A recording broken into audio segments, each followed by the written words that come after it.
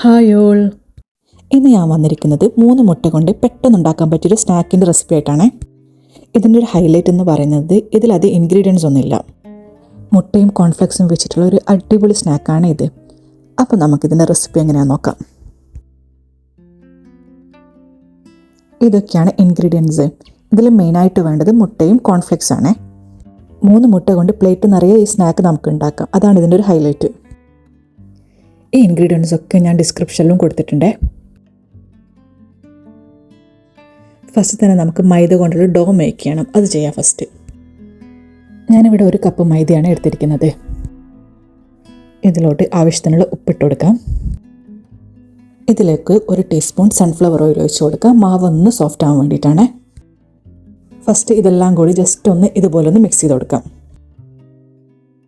ഇനി ഇത് ആവശ്യത്തിനുള്ള വെള്ളം ഒഴിച്ച് നല്ലപോലെ കുഴച്ചെടുക്കാം. ചപ്പാത്തി മാവിനാക്കട്ടെ കുറച്ചും കൂടി ഒന്ന് സോഫ്റ്റായ മാവാണ് നമുക്ക് ആവശ്യം.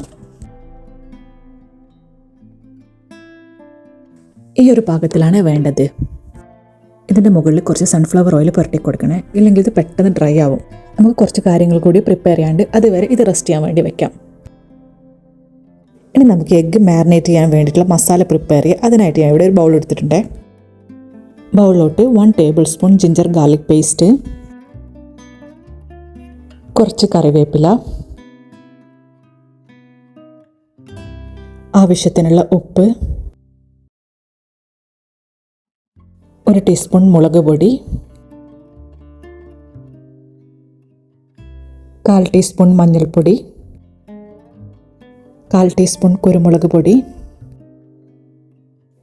കുറച്ച് വെള്ളം ഇതൊഴിച്ചിട്ട് നമുക്കിതൊരു മിക്സ് ആക്കിയിട്ടെടുക്കാം. ഒരു പേസ്റ്റ് രൂപത്തിലാണ്. ഇത് നല്ലപോലെ ഒന്ന് മിക്സ് ചെയ്ത് കൊടുക്കാം കേട്ടോ. ഇതുപോലെയാണ് വേണ്ടത്. ഇനി നമുക്ക് എഗ്ഗ് നല്ലപോലെ ഒന്ന് മാരിനേറ്റ് ചെയ്ത് കൊടുക്കാം. വരഞ്ഞൊന്നും കൊടുക്കാണ്ട് ജസ്റ്റ് ഇതുപോലെ തന്നെ ഒന്ന് മാരിനേറ്റ് ചെയ്താൽ മതി കേട്ടോ.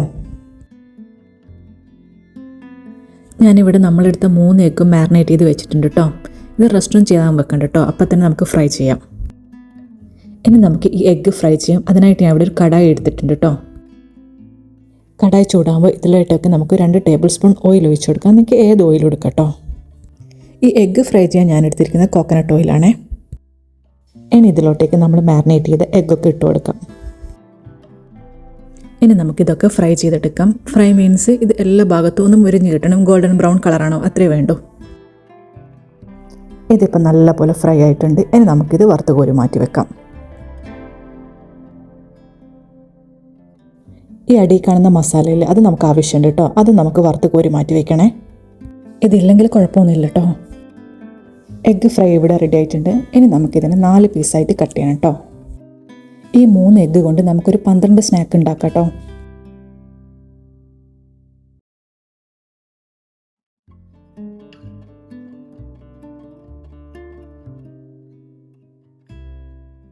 ഞാൻ ഈ 3 എഗ്ഗും 4 പീസായിട്ട് കട്ട് ചെയ്തിട്ട് ഇവിടെ മാറ്റി വെച്ചിട്ടുണ്ട്. ഇനി നമുക്കിത് കവർ ചെയ്യാനുള്ള കോട്ടിംഗ് ഉണ്ടാക്കാം. ഇനി ഇതിൽ നിന്നൊരു ചെറിയ പീസ് എടുക്കുക. ഏകദേശം ഒരു ചപ്പാത്തിക്ക് പരത്തുന്ന അത്രയുള്ളൊരു മാവാണ് വേണ്ടത്, ഈ ഒരു വലിപ്പത്തിൽ. ഇനി നമുക്ക് ചപ്പാത്തിയുടെ അതേ വലിപ്പത്തിൽ പരത്താം. കുറച്ചും കൂടി കനം കുറഞ്ഞ് പരത്തണേ. ഇതുപോലെയാണ് വേണ്ടത്.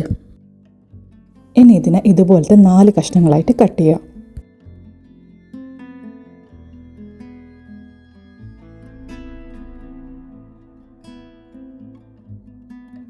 ഓരോ കഷ്ണത്തിലും ഓരോ എഗ് പീസ് വീതം വെക്കാം. നേരത്തെ കോരി വെച്ച മസാലയിൽ അതുണ്ടെങ്കിൽ അതുകൂടി ഇതിലോട്ടേക്ക് ഇട്ട് കൊടുക്കാം. കുറച്ചിട്ടാൽ മതി കേട്ടോ. ഇതുപോലെ റോൾ ചെയ്തിട്ട് എഗ്ഗിനെ കംപ്ലീറ്റ് ആയിട്ട് കവർ ചെയ്യണേ.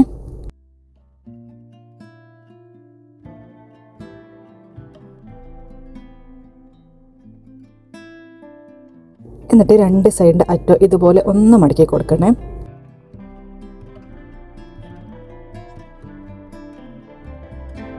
ഇതുപോലെയാണ് വേണ്ടത്. ഇനി ബാക്കിയെല്ലാം നമുക്ക് ഇതുപോലെ തന്നെ ചെയ്തെടുക്കാം കേട്ടോ.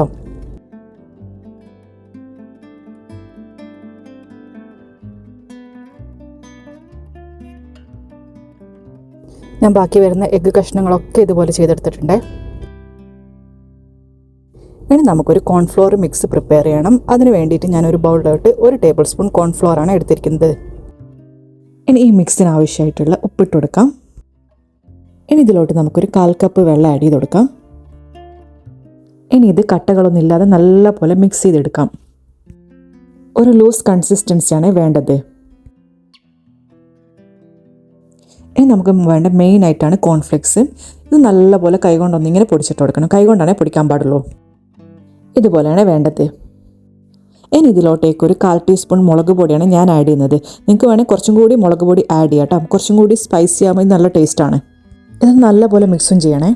ഇനി നമുക്ക് കോട്ട് ചെയ്തെടുക്കാം. അതിനായിട്ട് ഫസ്റ്റ് നമ്മൾ എന്തെടുക്കണം, പ്രിപ്പയർ ചെയ്ത എഗ്ഗിനെ കോൺഫ്ലോർ മിക്സിൽ ഒന്ന് ഡിപ്പ് ചെയ്തെടുക്കണം. എന്നിട്ട് കോൺഫ്ലെക്സിൽ വെച്ചിട്ട് നല്ലപോലെ ഒന്ന് കോട്ട് ചെയ്തെടുക്കണം. നല്ലപോലെ തന്നെ കോട്ട് ചെയ്തെടുക്കണേ. ഇതുപോലെയാണ് വേണ്ടത്. ഇനി ബാക്കിയെല്ലാം കൂടി ഇതുപോലെ തന്നെ നമുക്ക് ചെയ്തെടുക്കാം.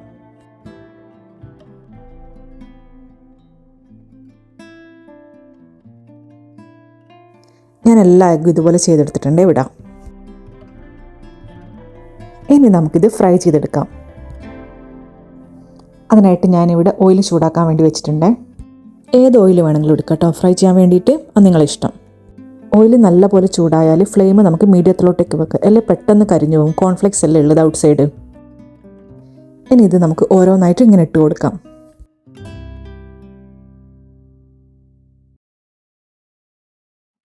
ഇത് പെട്ടെന്ന് തന്നെ ഇങ്ങനെ തിരിച്ചിട്ട് കൊടുക്കണേ.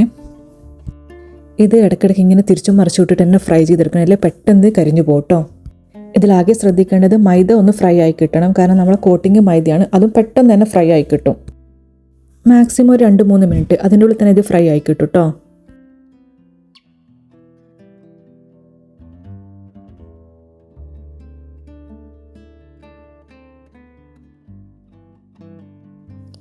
ഇതിപ്പോൾ നല്ലപോലെ ഗോൾഡൻ ബ്രൗൺ കളറാക്കി. ഇനി നമുക്ക് വറുത്ത് കോരി മാറ്റി വയ്ക്കാം.